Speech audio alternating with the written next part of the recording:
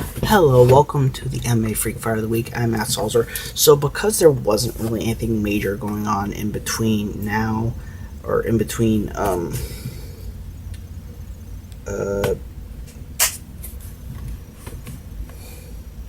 December 15th and December 29th in terms of MMA, I decided to take it a little bit easy because it's Christmas. So, anyways, not to mention, as you could tell, I'm still sick, or I've been getting over something. So, I've decided that for UFC, the final UFC on Fox 31, I'm going to go with Edson Barboza as the fight of the week.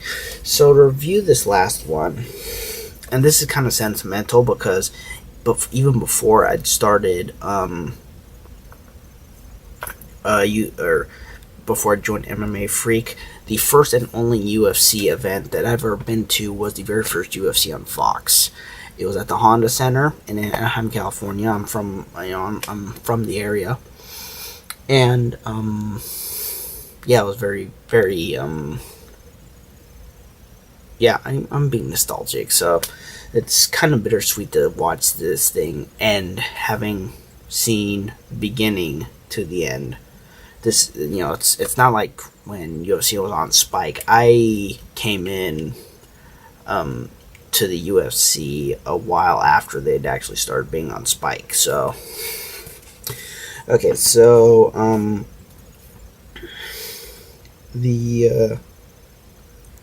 also I'll do some reviews on also the Bellator fights.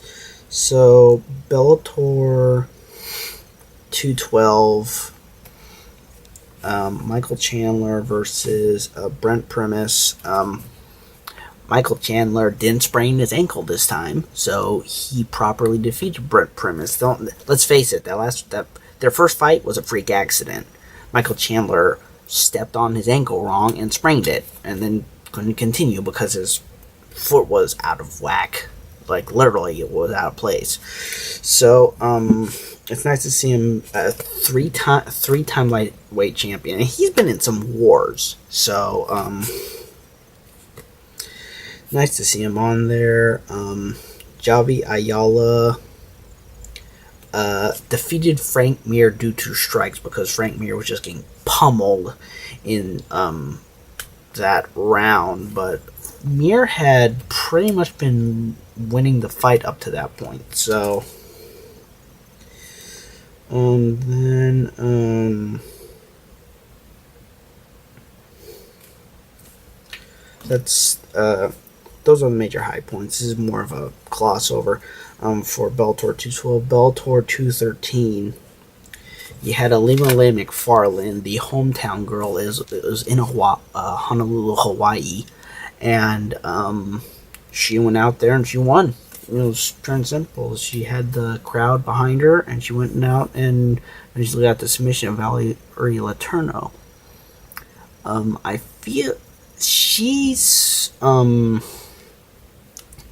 she's the future of the flyweight division, especially for Bellator, and it's also an example of how she was built on Scott Coker's watch. So this is an example of how Scott Coker can build original stars in Bellator. The reason why he's getting people in from the UFC is to get those fans to watch, but he can clearly create stars. Ilima-Lei Macfarlane is a perfect example of that. It was Scott Coker's idea to create the women's flyweight division, and she's a star out of that division. I mean, she hadn't been in any other major promotions, so but yeah, it's just an example. Then Lyoto Machida made his middleweight Bellator debut in a match against Rafael Carvalho, which I'm gonna be honest, I thought Machida lost. But if there's anything we've learned from, for example, his first fight with Mauricio Shogun Hua, he can be good at point fighting, which is kind of funny considering, he's a karate guy, and karate is primarily that point fighting. So that's how he outfought Rafael Carvalho. Then Neiman Gracie fought Ed Ruth, and this just goes to show the Gracies are not completely gone yet. There were points where the Gracies, in the earlier days, they kind of started becoming irrelevant because they couldn't evolve. Neiman Gracie is an example of a Gracie member that is starting to evolve. So it is possible for the Gracies. That's another thing about this fight card. It's possible for the Gracies to become relevant again. Neiman, for all we know, could be the next, the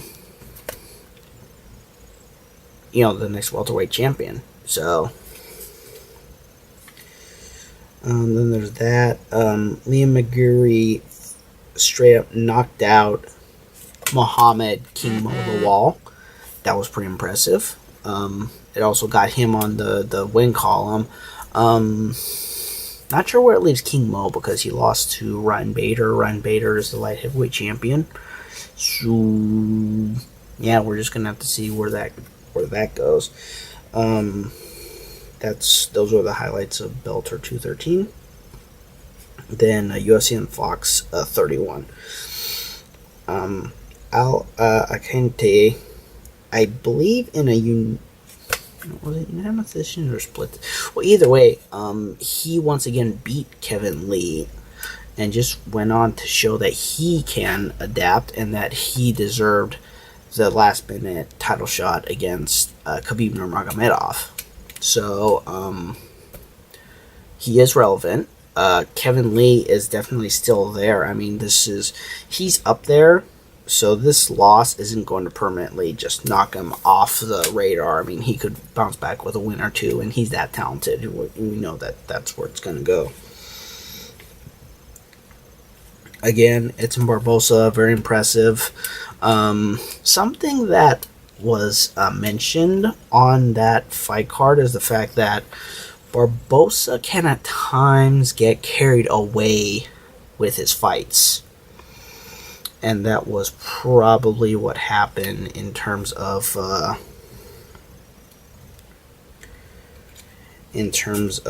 example, his, in previous fights, he's a good kickboxer, bar none, but, he just has those problems. Rob Font beat going back up to bantamweight, Sergio Pettis.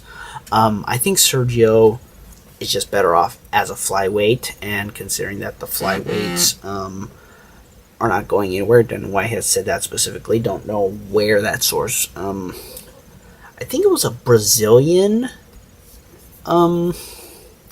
news agency that reported on that. I don't know where they got that, but Joseph Benavidez has said that he they're not going anywhere. So even with the departure of Demetrius Johnson, so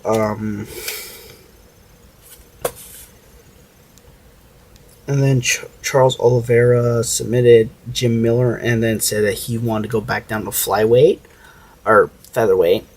The thing is, he needs to get his weight issues taken care of, because the reason why he's fighting at lightweight is because he was having issues at featherweight with weight, and there's been a lot of issues recently that's unprofessional, so he needs to get that figured out. Sorry.